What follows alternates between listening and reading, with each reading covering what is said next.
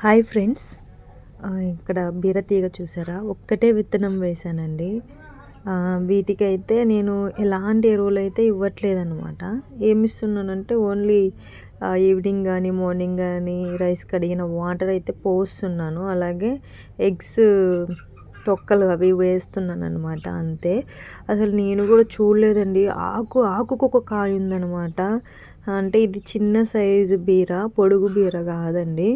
ఆకుకున్నాయండి బీరకాయలైతే. ఇగోండి చూడండి మీరే నమ్మరు గానీ నేనైతే సడన్‌గా చూసి అసలు కాయలు దిగుతున్నాయా లేదా అన్నట్టు చూశాననమాట. చూస్తే కాయలైతే అసలు ఎంత విపరీతంగా ఉన్నాయో. ఇదిగోండి ఇక్కడ కూడా కింద కూడా చూడండి. చెట్టు మొదల్లో కూడా ఉన్నాయన్నమాట. యాక్చువల్‌గా అయితే పాదు మొదల్లో ఉన్న ఆకులు తీసేయాలనేసి అంటారు. సో నేను తీయలేదండి. అలానే ఉంచేసాననమాట.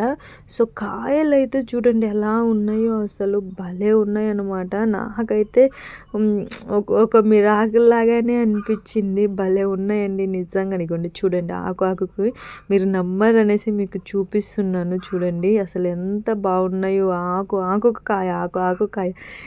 ఇలాగ ఏ చెట్టుకు ఉంటుందంటే అంజూర చెట్టుకు ఉంటుంది అనమాట ఆకుకి. సో ఇప్పుడు బీర తీగకు కూడా ఉన్నాయండి అలానే. చూడు ఎంత చిన్న కాయో అసలు.